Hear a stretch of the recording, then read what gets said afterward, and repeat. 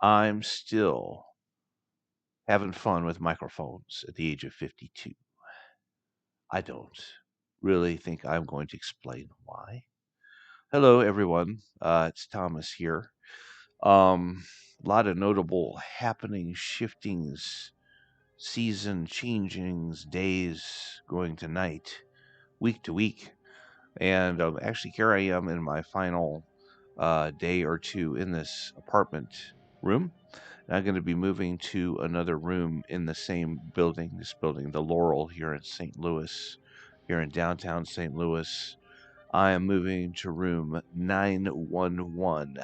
That's right, room 911, and that's happening tomorrow, really today, and the next day, God willing. But anyway, with everything going on, I wanted to take a quick pause here. Another big happening, and I just felt sort of called from some kind of perhaps other plane or alternate, I don't know, temporal area or something or other. I can't quite explain. It's definitely another place. Um, to discuss the show that Metallica put on here in St. Louis this weekend. Now, the first thing I have to admit is that I did not see the show.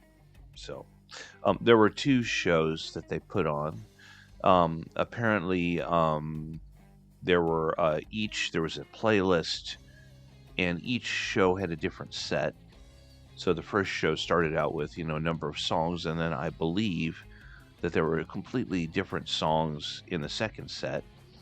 I learned this when I asked one of the people if they'd played Enter Sandman at that first show, and their point was that they had not played it, and so I was expecting them to probably play that one at the second show, which was yesterday on Sunday, which was the 5th of November 2023.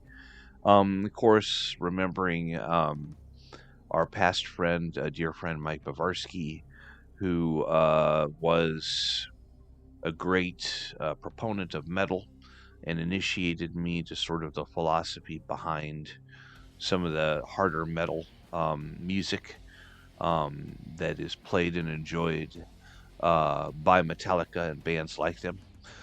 Talking to some of the people who are in, because now I work at a theater, an MX theater. It's just like a cinema here in the downtown tourist district, very near where Metallica played in the America Dome, and also some other jobs in this area. Talking to some of the people who came in was interesting. I remember about 2 days ago, I was walking to the grocery and I saw someone. It was about 5 a.m. and they had a Metallica shirt on, and the bell rang in my head. Oh, they're here this weekend. It's got to be. And slowly over that next day, a few people walking around developed and grew into many thousands of people. Most of them were wearing, of course, the black Metallica shirts of some era or another. Those could date back, back to basically, I guess the 80s and 90s, our era of being in school, which is, of course, when I remember first hearing Metallica. Um, Seems like the standard word was, these were just huge number of fans, many of them, most of their lives, considered Metallica to be what made metal to be taken seriously in a way. They were the ones who took the genre to a point where it was considered more legit and less just hair metal and glamour and more substantial in many ways. Um, and from what I've heard of Metallica, that was also my opinion about them. I had to respect the fact that they took that genre that seriously and made it into what is considered today. Um, and The people walking around, to make a note, were many of them were our age, I'd say late 40s, early 50s, mid 50s. And some of them were packs of kind of the dude packs of late 40s and early 50s dudes. But a lot of them were actually married couples who appeared to be a husband and wife or a couple partners who dug Metallica and liked listening to metal. A lot of them seem to be people who could have gone to school with us, or people that we might relate to or know from being younger who had gotten older. A lot of them also had kids who also were into Metallica. And it seemed that whether the kids got into the band on their own later, or whether the parents exposed them to the great metal mastery of the band, and then they joined them with it. So there were a lot of sort of Metallica families walking around, three or four or five people, each with their own version of the Metallica shirt on. Sometimes they'd match, but usually there'd be different types of Metallica shirt from literally from different eras, different albums, different shows. Um, Pretty much all the fans I talked to were very down to earth, very laid back. A lot of them looked kind of intimidating. They looked like maybe they worked on a military base or something like, but they have the short-cut hair, or it was long enough that it was more old school metally hair. Maybe the beard, but it was usually very trimmed. Most of them were actually very close cut hair, no facial hair or beard, just very sort of butch, trim, yet oddly metal looking people. Kind of looking, like I said, unapproachable, but when you talk to them, they were very down to earth, very friendly, very funny people who just love talking about music and about metal music, particularly, and about um, why they were here to hear the band, etc. Um, and so I remember I sat at a breakfast place. There might be one in Chicago. It's called Rooster. It's just a little breakfast chain. Was having my typical half order of biscuits and gravy, which is one biscuit and gravy. And I sat down between two people who'd been at the concert on Friday night, the previous night, and the person to the right of me said, "Oh yeah, everyone here pretty much was at the show last night." And I looked around, and in fact, in the Rooster, there were about 150 people with very tired but sort of happy expressions on their faces, hair all messed up, and the black Metallica shirts of various kinds, and just munching on fried food and getting the coffee they needed, etc. Um, and anyway, the person to my right was another person. He was there with a buddy of his, and they'd seen the show, and I think they were going to see the second show on Sunday.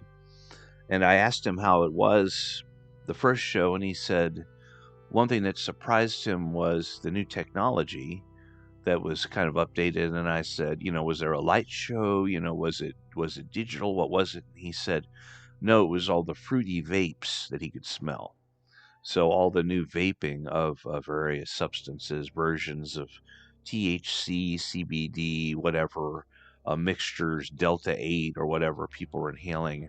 I guess that was the hip thing, was to bring their little inhalers in and take some quiffs and quaffs off those things.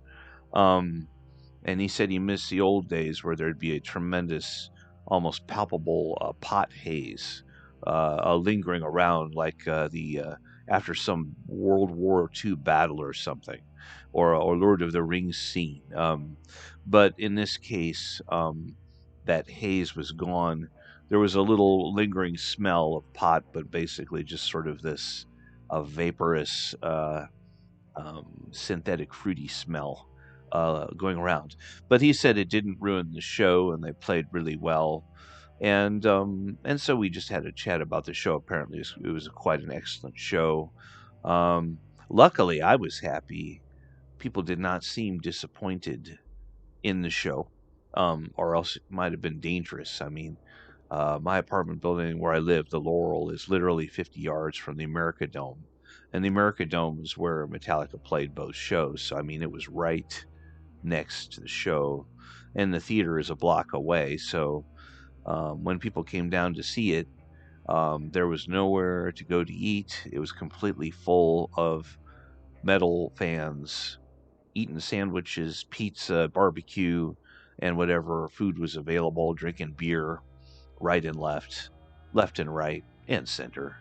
Um, so anyway, it was an interesting experience. I'm glad to report to for those who are attuned to such things that in terms of St. Louis in the past has had some racial tensions here. The Michael Brown incident happened in a part of this city, and of course other things throughout history that were unfortunate, many of them.